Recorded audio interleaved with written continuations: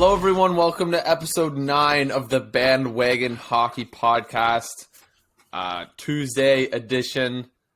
Not a lot has happened in the last 2 days since our recent Sunday edition episode. It almost makes me think we need to space out our days a little bit. But we're not going to worry about... I was thinking that a little bit earlier this week, but you know what? Yeah. We're here now, and we're going to talk. Now. It's a later problem. It's a future Mitchell and Ryan problem. I'm thinking Sunday, Wednesday. But might be the play.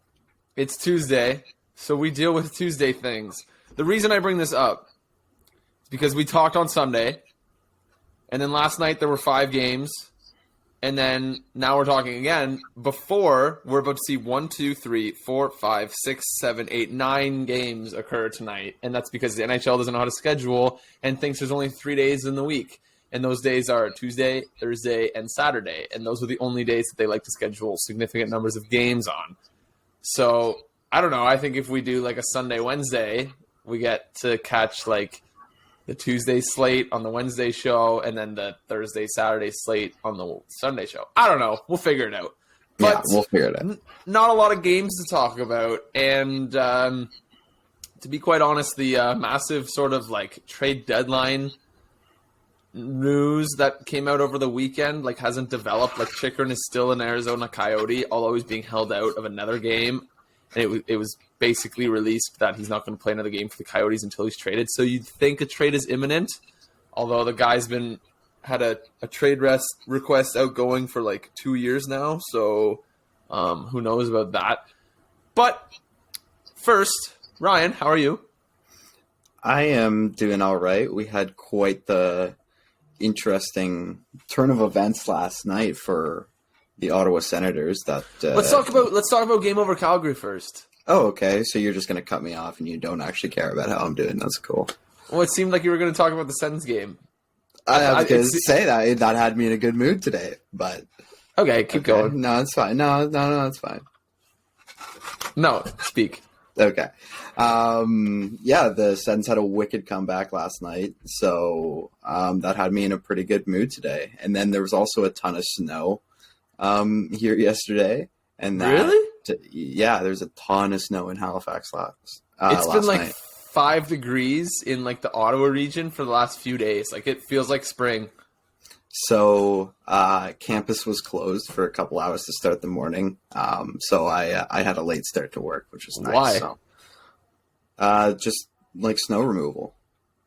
You guys have to cancel. It was okay. It was snowing pretty late into the night and like into the morning, like a lot. Is the snow removal like not as intense out east because they typically don't get as much? Oh, okay, that makes sense. Don't get nearly as much snow out here. Yeah. Okay, I got you. Anyway, keep going. Tell me about yourself. That was about it. Just having a pretty good day. How about you? I'm good. I mean, I don't know. I just went rock climbing, but I mean, like that's not really relevant because it's a hockey pod. Let's talk about the Sens game. So, when were we asked to do game over Calgary? For those who don't know, Leafs like super fan Steve Dangle, you've probably heard of him.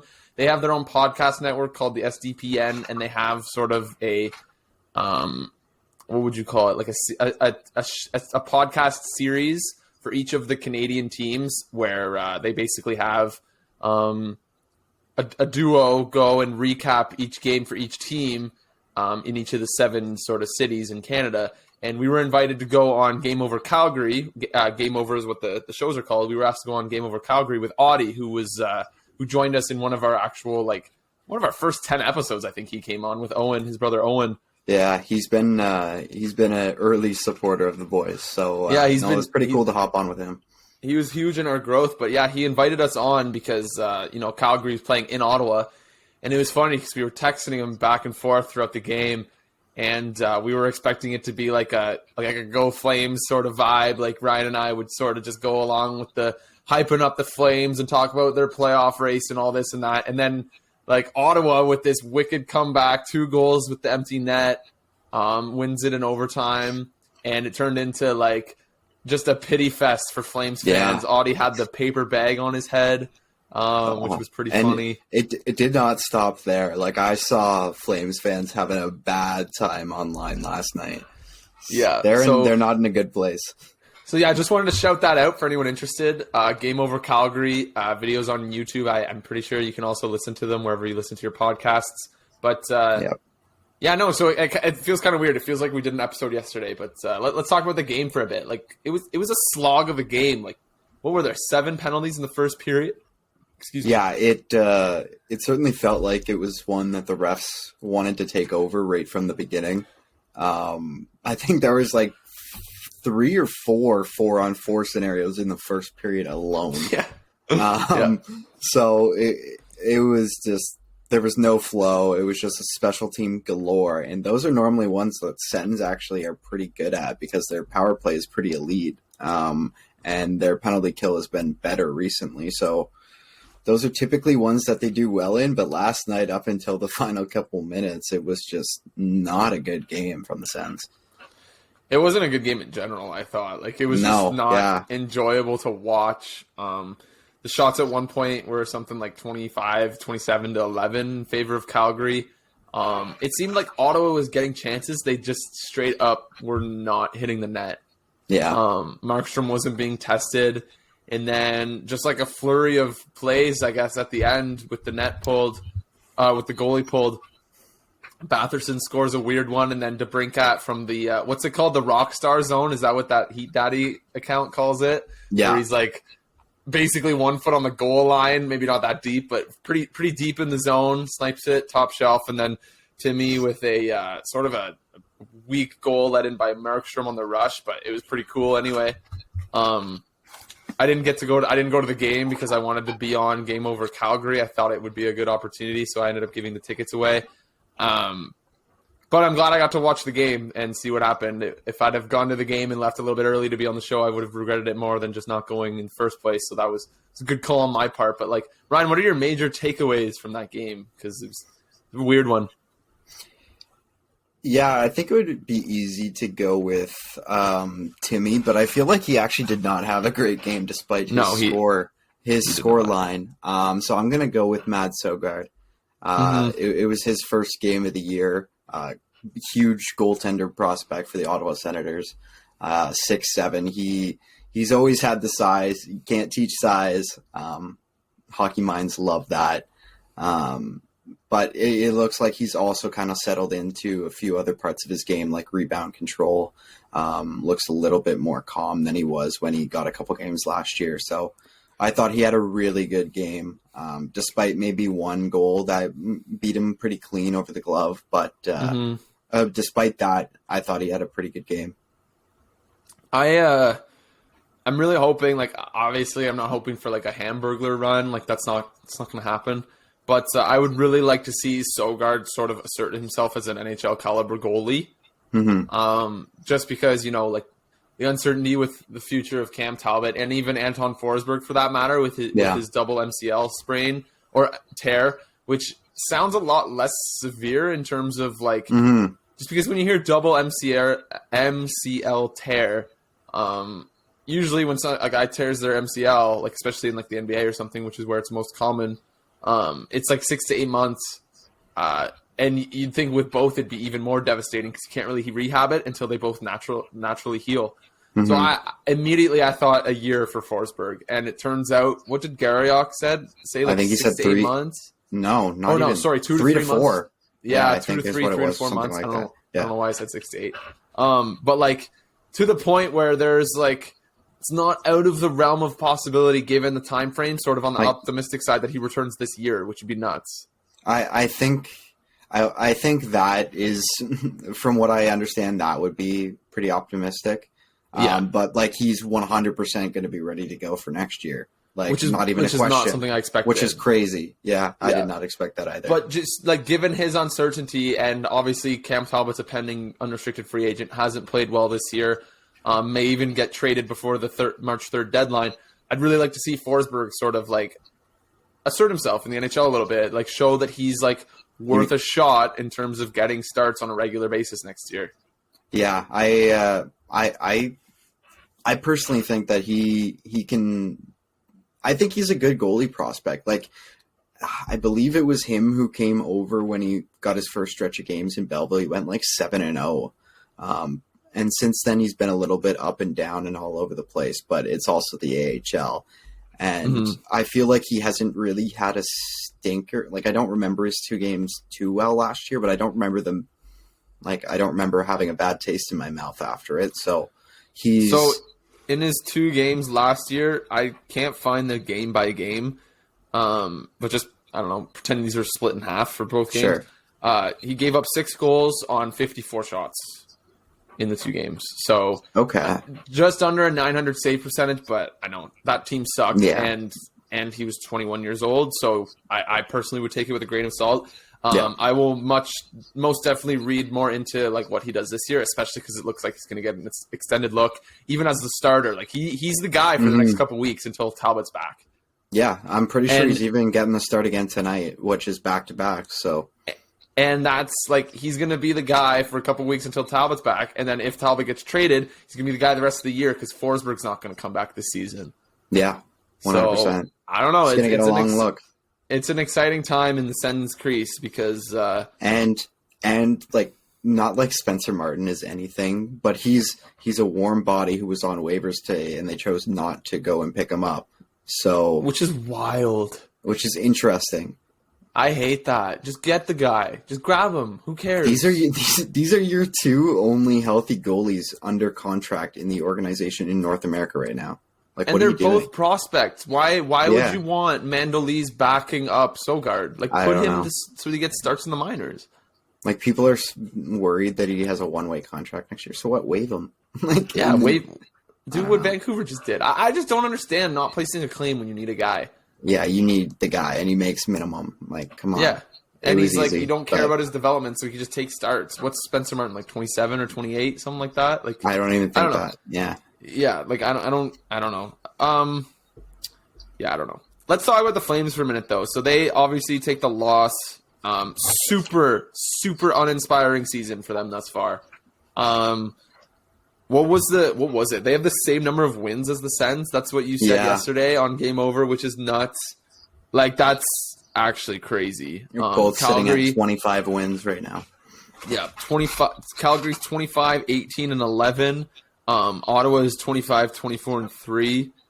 Like, if you're a Flames fan, coming into the season, after all those moves, you bring in Huberdeau and Uyghur. Obviously, you send out Tkachuk. That hasn't really worked out. Excuse me.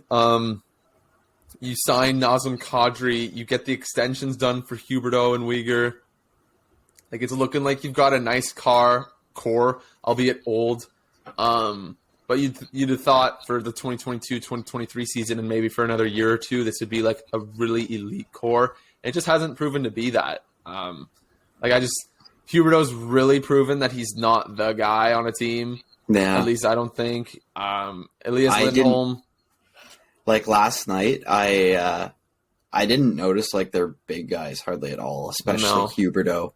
I think like their third line, whatever line had like Dubé on it. Obviously, he had a great night, having 2 goals. But like I noticed him, all night long outside of the goals too. I didn't really.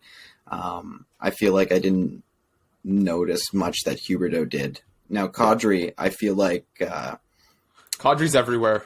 Kadri was everywhere. Yeah.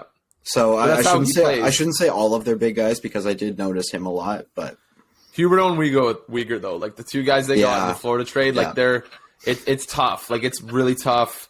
And both guys signed 8-year extensions that don't even kick in until next season. It's wow. The cap sheet is tough in Calgary, and like if you took the name off of Huberdeau's back, like you would honestly think he was just a guy. Mm-hmm. At least I think like he's not a dynamic player. He's not fast. He doesn't have a great shot. He's always been a great passer, and he just doesn't really have the guys finishing around him like he did last year in Florida. I don't know. Just not an inspiring season in Calgary. He's like you said, he always has been known a little bit more for his passing, but like he has 10 goals. I don't know how many he normally gets, but that feels very low. No. I'm gonna look at his career numbers for goals. For somebody who is like considered to be a very high end player in this league to have 10 goals more than 50 games into a season. His career high is 30. Okay, so I guess he really just doesn't score that much. He's on pace for like 15 to 20. Definitely not 20. He's on pace for probably between 12 and 17 goals. Yeah, I don't know. Just not a good year for him. Not a good year for Calgary. What's their playoff outlook? Like, it looks tough for them. Yeah, it doesn't look good. Like, they're 4 points back of Edmonton with the same games played. They're 4 points back of Seattle, and Seattle has a game in hand. Colorado has 3 games in hand on Calgary for that last wildcard spot, while only being 1 point back. Nashville even has 3 games in hand, and they're only 5 points back of Calgary. Like, it's going to be a dogfight for this team to make it. And it was funny because on Game Over Calgary yesterday, some of the comments were saying, sell, sell, sell. This team doesn't have anything to sell. All their guys are locked in. If you can maybe trade the odd guy, I guess maybe do that. But this kind of feels like a stand-pat year. Regardless, like you have they would have their own first rounder, right? I think. Let's check. Yeah. Because they didn't trade anything away when they made all their big acquisitions. No, I don't think so. They got players and picks. Yeah. When they lost Kachuk. Yeah. I'm gonna go look at their future draft picks because the only other big addition they made was Kadri, right? And they just signed him. Yeah. So they have their own first this year and next year. But it looks like the 2025 pick that they got. Oh, you know what it is? Okay, so their 2025 pick, something to do with Monahan. Oh, when they traded Monahan to Montreal, there's a condition, something about the 2024 and 2025 pick that Calgary owns. I don't know if it's like a Montreal gets the choice between the two of them. Do you remember talking about this? That was the trade that has like 6 pages of conditions. Yeah, that's right. Yeah, okay. That's what it is. Anyway. Yeah. But then they also have Florida's 2025 first, which is conditional. It's Cap Friendly's being weird right now, so I can't see what the conditions are. But basically, that's their pick outlook. So they have their own pick this year, so it's not the end of the world if they miss the playoffs. It'd be brutal, just given the expectations for this team. But I don't know. It's not looking good in which one's more south, Edmonton or Calgary? I was going to say southern Alberta, but like I don't know which one's the farther south. In Alberta. We'll say in Alberta for Calgary. Geography. That's what you came here for. A slight update that has nothing to do with really anything we're talking about. But okay, is it hockey related? Yeah, it is. Okay. Kevin Mandolise is getting his first NHL start tonight over Matt Sogard back to back. So damn. Okay. Against the Islanders. Yeah, it's an interesting one. Is Sorokin in net for the Islanders? He is. Okay. Interesting. How old is Mandolise? How do you say his name? It's another one of those ones I've heard pronounced like 3 different ways. I've heard Mandolise. He's 22, drafted in the 6th round in 2018. So, yeah. I guess we'll see what he's got. He's from Quebec. I would not have guessed that based off of his last name. But he's Brady's ear. Yeah, that's crazy. Couple good games on tonight, though. Dallas and Boston. Potential Stanley Cup preview. Last year's Stanley Cup matchup and a potential Stanley Cup preview this year. Tampa, Colorado. Pittsburgh needs a win badly. Like they're sort of like, do they need one badly? Basically, anybody in that fight needs one badly because everybody's clawing at each other. It's such a mess. It's a mess. And it's funny, though, too, because I would even argue that the West is even more of a mess. Like, yeah. Not so much that, like, there's more teams involved because, like, pretty much everyone from St. Louis and down is out of it. But there's zero separation in that conference right now. Whereas in the East, you've got Boston at 83 points, five teams at 70 or higher, and then everyone else is below 62 points. Weird. Yeah. Shaping up. And then there's 1, 2, 3, 4, 5, 6, 7, 8. 8 teams between 62 and 53. 9 points. Yeah. It's crazy. It's crazy. It's gonna be a fun playoff race. I'm looking forward to it. Even despite the loser point putting a damper on every race ever. Yeah, we hate the loser point, but again, we digress. Are there any specific news points you want to go to? Let's talk about this whole guys being held out of the lineup for trade-related reasons. So Chychrun was held out of the lineup, was it Saturday night? Yes. And Arizona actually tweeted out, like this was an actual thing they did. They tweeted out that he was held out of the lineup for trade-related reasons. And then the same thing happened with him again last night against the Predators. And basically it came out that Chychrun is basically not going to play another game for the Coyotes. He's going to remain out until a resolution has been resolved. And a resolution has been resolved. We're taking that out for sure.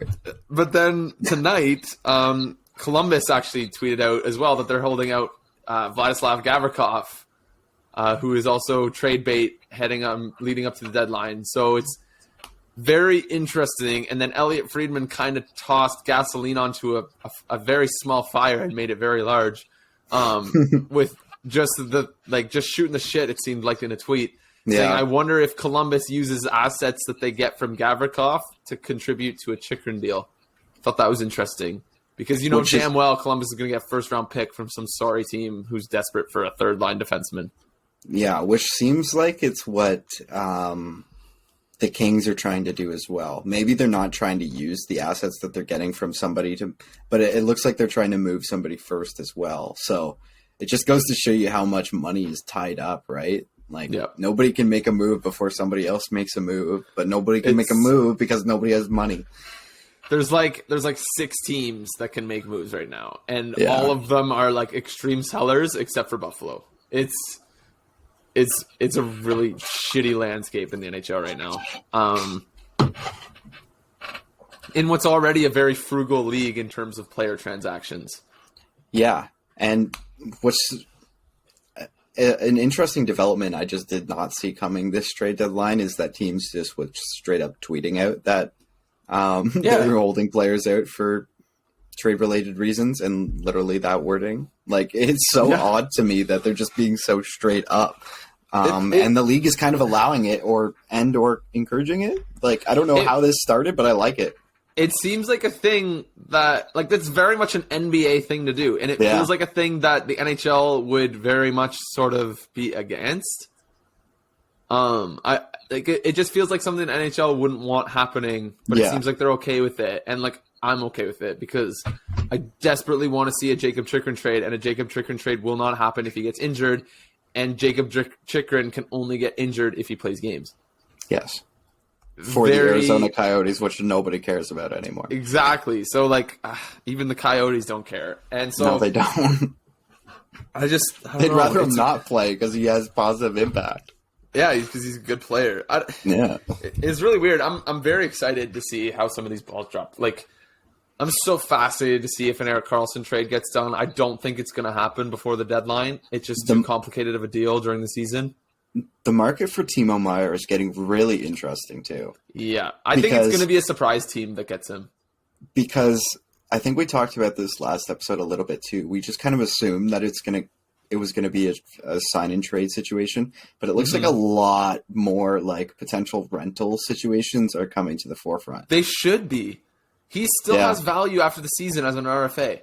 Yeah. I'm telling you, you can probably get a protected or just a first-round pick from a team for the rights to Timo Meier. Yeah, you probably should be able to. You just don't see it happen very often. At that point, you're essentially trading a first-round pick for Timo Meier. Because if you acquire his rights, it means you think/know you can sign him. If I'm Toronto, I'm throwing everything at San Jose to acquire Timo Meier for one playoff run and then trading him and not signing him to that qualifying offer. Or offering him the qualifying offer and then trading his rights.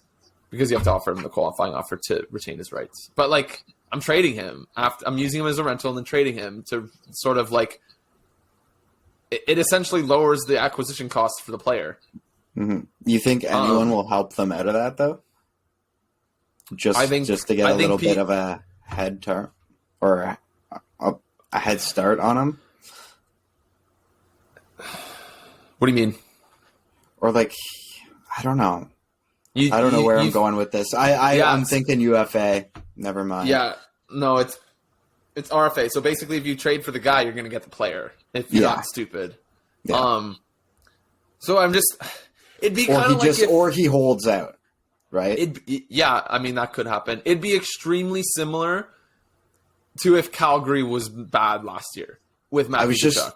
Yeah, I was just trying to think through the downside for the team that would be acquiring him in this situation. The downside would be that you acquire the player by let's say Toronto gets the player, and then Toronto goes, lose in the first round, and then they have to trade Timo Meier's rights because you can't afford to keep the guy unless you get rid of like Marner because that's how much Meier's going to cost. I think the downside to a team, like the worst case scenario would be that the team trades for his rights and then he decides he doesn't want to play for that team long term and takes his $10 million qualifying offer. So all of a sudden, let's say this third team, let's say it's Nashville, you got Timo Meier on a 1-year deal worth $10 million, and then it walks him to UFA. Yeah. That's sort of the worst case scenario. But I think the most likely scenario is that Meier gets traded to a team that can sign him. Mm-hmm. The second most likely scenario is I think a team trades for him, plays out the year as though he's a rental, and then trades his rights to a team that wants to sign him. Yeah. Okay, that makes sense. Which is kind of what I hope would happen because I like it when players move teams and I think it'd be cool. It wasn't computing in my head, the RFA and rental concepts. They just weren't going together. But now I got it. I got it. So if you had to bet right now, are you taking New Jersey or are you taking the field for a Timo Meier trade? I think I'm still taking New Jersey.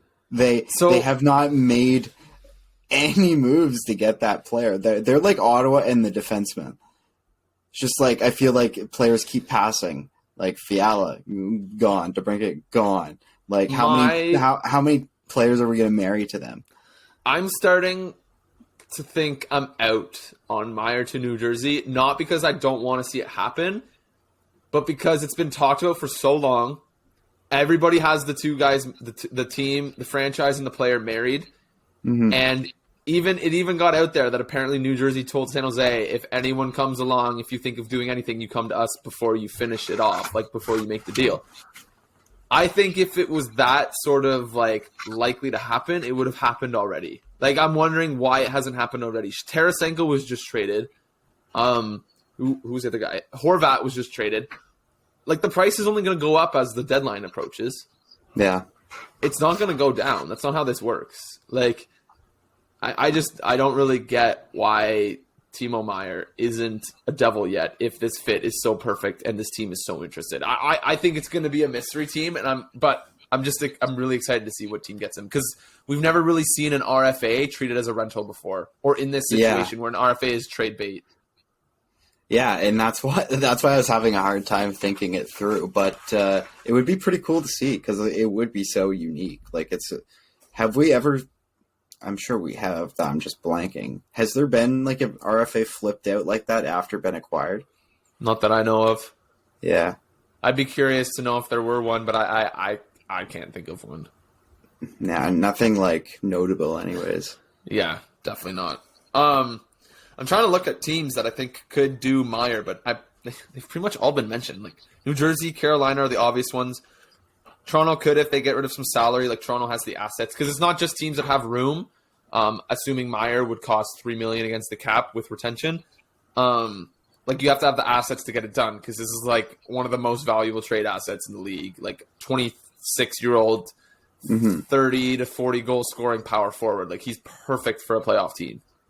Yeah, so your quote-unquote surprise team would have to be outside of, like, the Devils, Golden Knights, Canes, Maple Leafs, and whoever else. I want Winnipeg. You think it's outside of that group? I want Winnipeg to do it. I want Winnipeg to do something massive. That would be cool. I want Winnipeg to do something massive. They have cap space, don't they? They have $9 million in deadline cap space. Okay, why haven't they been linked to anybody? They're going to do something. They have all of their first rounders for the next 3 years. They are missing their 2023 second rounder. Okay, why is nobody talking about Winnipeg? They have Chaz Lucius as a prospect. Who else do they have? They've got a bunch of good prospects. You're getting me really excited right now because they have Brad Lambert. They have Brad Lambert and Chaz Lucius as prospects. Those are guys that they've taken in the first round the past couple of years. They have Elias I messed this name up. Salomonson and Ville Heinola. Those are two like high-end defense prospects. Didn't Heinola want to trade at some point too? Or pardon? Maybe I'm imagining this, but didn't Heinola want to trade at some point? Or he's I don't know, been but on the bubble there forever and just not really gotten an opportunity. Tell me a young player needing a role on a team wouldn't want to go to San Jose, though. You get to live in San Jose and just play games. Yeah. I don't know. I would really like to see San Jose do something big. Like, they're not San Jose, Winnipeg. Like, you're not going to get another season like this from Josh Morrissey. Yeah, like, the guy's going to be a Norris candidate. He's going to finish top 5 in the Norris conversation. Yeah, you describing their kind of like asset layout there, it makes way too much sense for them to go take a big swing. Connor Hellebuck has 2 years left on his contract. Blake Wheeler has 2 years left on his contract. Pierre-Luc Dubois is an RFA this offseason and has his sights set on Montreal. Mark Scheifele has 2 years left on his contract. Cole Perfetti's going to need a big raise in 2 years. Like, it makes too much sense for Winnipeg to go all in on this season. Yeah, it really does. And with the cap space, too, like, they have a huge advantage on anybody else. Yeah, you can take Meier at his full cap hit if you wanted. Yeah. That's absurd. I don't know. Something to chew on. I like that fit a lot. Yeah, so do I. It's interesting. I wonder if there's maybe one other team that could do it. Dallas, no. Minnesota, no. Although I think Dallas is going to do something big. I hope they do. I really hope Dallas does something big. Vegas could, I guess, but they probably don't have the assets. LA could, but they don't need to. They got Fiala. Seattle should. Oh, my God, Seattle should. Yeah, Seattle should. Seattle should go get Timo Meier. Imagine him with Matty Beniers. Holy shit. Pretty much everyone else is out. Like, Edmonton won't, doesn't need to. Calgary can't. So, like, I don't know. I would like to see Seattle do it. I would like to see Winnipeg do it. And then all the sort of same old teams like Carolina, New Jersey. I guess Toronto's a part of that conversation. I think Boston's even a part of that conversation, if I'm not mistaken, which is freaking disgusting. Yeah. Is there any teams I'm missing there? I don't think so. I think that's not pretty much that all I the teams see. that could do it. But I'd be interested to see that. All right. We've been talking for a good little over about 35 minutes, I want to say. Where do you want to go from here? Do you want to maybe throw out some teams that could do an Erik Karlsson trade? Like, I know Edmonton was in rumors. Maybe we could do what we just did for Meier for Karlsson. Or is there any news points you want to get to? Well, I know we talked Karlsson a little bit last week, but I also know you wanted to bring him up again this week. But just before we kind of wrap anything up, I also wanted to bring up Larkin a little bit. Because there was a little bit more news or not news, but I guess quotes, I think, that came out about his situation today. If I can just try to pull up the one I sent you here. I also watched a video on it. Apparently, he's looking for $9 million or above, and the team's last offer was in the 8s. I'm guessing low 8s if they're. I thought you were going to say 7s. Maybe it was 7s. I don't know. I thought you were going to say 7s. I'm trying to find the exact tweet. Okay, here it is. It's believed that Dylan Larkin wants $9 million on his next contract. It's believed that the best offer from the Red Wings has been in the $8 million range. Many believe he may not accept a trade without an extension in place. Just a sec. I'm going to bring up Dylan Larkin's Hockey DB page and Bo Horvat's. His situation's so... I feel like it's so unique because he is just straight up a UFA, right? Yeah. And they're just not going to make the playoffs, and there's been no talk of trading him. Yep. Like, he could just hit free agency and, like, just leave Detroit. Yeah. Like, what? Like, he's and nobody's talking about it. No one's talking about it. And, like, if that happens, Detroit's kind of a mess, dude. Like, they don't have a backup plan for Larkin. That's when you need to swing and like hit on a deal. If he's gonna leave, you need to get the assets from that. Can you imagine adding Dylan Larkin in the midst of a playoff race? We should. Okay, we're gonna wrap up the show. Okay. Oh my God, where's he going? We're all Larkin for the rest of the show. Okay, so let's talk. Let's compare Larkin to Horvat. Talk about what we would do for a Larkin deal, and then let's find some trade candidates for Dylan Larkin. Okay. So Dylan Larkin is 26 years old. Why aren't they signing this guy? Okay. Dylan Larkin is 26 years old. He's been in the league since 2015, 2016. He was drafted 15th overall in 2014. Got it good. And since you understood, this year he's got 20 goals, 30 points, 30 assists, 50 points in 51 games. Point a game player. He's been kind of right around that place, like point a game-ish since his fourth season. He had a couple off years in a row, but last year he had 69 points in 71 games. This year he's got 50 and 51. So I'd call him. What's up? I found why no one's talking about it. Okay. He has a full no trade clause. So he gets to pick. He gets to pick.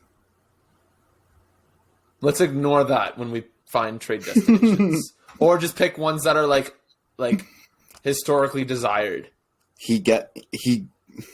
I don't know how his agent finagled this one, but he got it just in the last year. Well, that's what Matthews got. Of the deal. Oh, did he? Okay. Yeah, Matthews got that too, which it makes a ton of sense for the player. Oh, yeah, it really does. You can either be like, F you guys, I don't want to be traded, I'm hitting free agency, I don't want to move twice, or you can be like, I don't know. I just think that's fairly unique. I don't remember seeing that on very many players. That's interesting because you also, like a couple minutes ago, you mentioned that like he wouldn't accept a trade unless there was an extension in place. In my head, I kind of wondered like, no, I kind of wondered like, how is he able to do that? I thought maybe he had like some sort of protection, but I didn't think it was a full no trade. But yeah, so Larkin in the last 2 years is essentially a point per game player, 30 goal scorer. He's not a number one center. Like, he is not the guy. Like, if Detroit wants to win a Stanley Cup one day, Dylan Larkin shouldn't be their number one center. We'll put it that way. Because I would argue the same about Bo Horvat. Like, if Vancouver was ever going to make a run for a cup, Bo Horvat wasn't going to be their number one center. And in the last 2 years, Bo Horvat had 52 points in 70 games, but 31 of them goals. And then this year he had 54 points in 49 games before being traded to the Islanders. So I would sort of say both guys were captains. Horvat was drafted in 2013, so 1 year before Larkin, and both were going to hit free agency this year. If I'm Larkin, I think you can reasonably ask for $9 million because you're a year younger. But if you're asking for 9.5, 9.3, like, I don't know. Especially with Yzerman, like, I wouldn't push your limits because you might end up out of Detroit. Because, like, he's a Michigan guy, too. Like, he's born and raised in Michigan. And we should say this is all fairly hypothetical because I think I also saw an update that was, like, that it's more likely he would sign than a trade at this point. But, like, who knows going down to the last couple weeks here? Could you imagine, like, somebody pisses somebody off in contract negotiations and he just gets traded? He's also only at $6 million right now, which if they like had to retain to make a trade work at the deadline, like him at $3 million, could you imagine the package you can get for that? Yep. It's absurd. All of a sudden your team, you're acquiring your second line center to try to win the Stanley Cup for $3 million. Yeah. And like an elite second line center. Yeah. A very good second line center. Carolina's a team that should do that all day. They need a second-line center. Carolina should be in on, like, every player, especially with Pacioretty hurt. Well, I want to look. They really should. I'm gonna look. You also just know, like, if Vegas doesn't do Meier, they're going to do something with Stone out. I would love to see them end up doing nothing with all that space. Just teams basically like, no. Oh, yeah, that'd be great, but they're going to do something. So Carolina has $10 million in deadline cap space. And that's all. Like, we're going to be like a week out from the deadline, and then randomly Kevin Weeks is going to drop a video in the bathroom and be like, Dylan Larkin going to Vegas. Yeah, something like that. Carolina could do it. $3 million, eh? I guess we just mentioned Winnipeg, although they've got Scheifele and Dubois down the middle. They don't really need it. Colorado's been needing a second-line center all year. Seattle again. It's kind of the same old teams. Mm-hmm. I don't know. I don't really. All the teams, yeah. I don't see teams either with injuries or cap space. Yeah, I don't see. This is going to be an interesting one. It's not too often you see a center sort of like just hit free agency. Yeah. It's crazy. I mean, what would you be willing to give Larkin if you were Steve Yzerman? Well, they don't have any long money tied up yet, do they? Not that I can think of. Like, why wouldn't you give him $9 million? I can't think of why not. Let's see.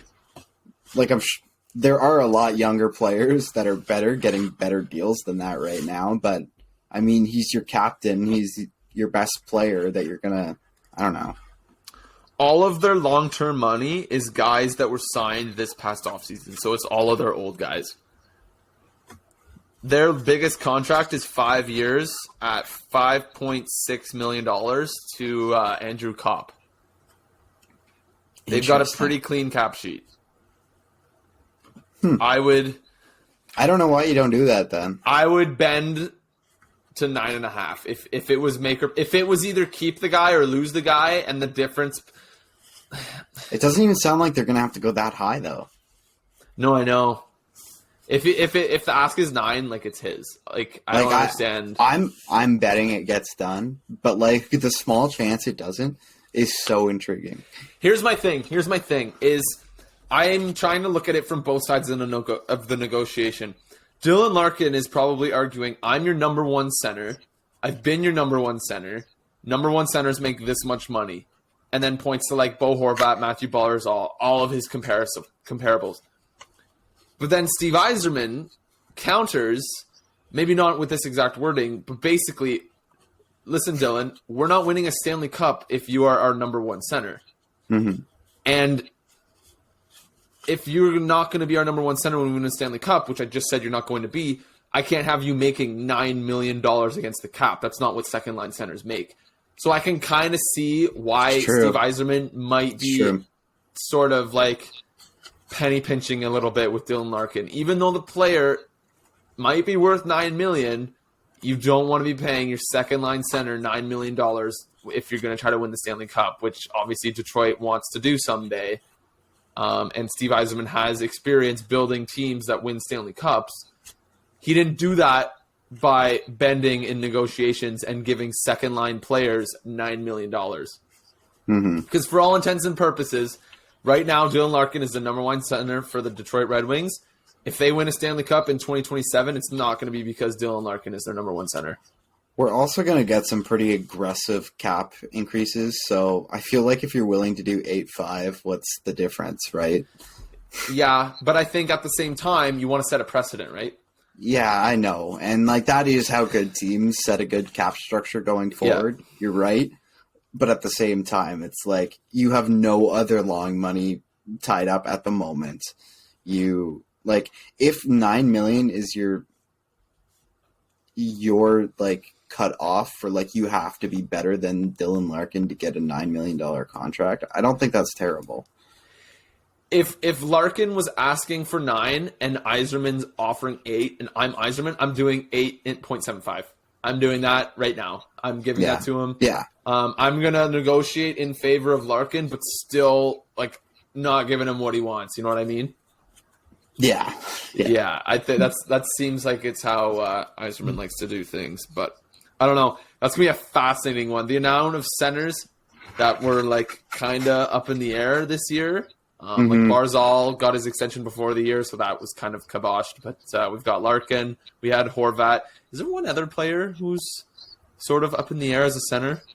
Or was it just Horvat and Larkin? I don't remember. I don't think there's any other ones. I might be forgetting like a massive name right now, but that's okay. It's possible. All right, Ryan. You got anything else? No, sir. I think that is all for tonight. That's all, folks. All right. This has been the Tuesday edition. Not very newsy, but we made it work. We did. Hope everyone has a great week. Catch you on Sunday after a bunch of games. Maybe we'll have another trade. Who knows?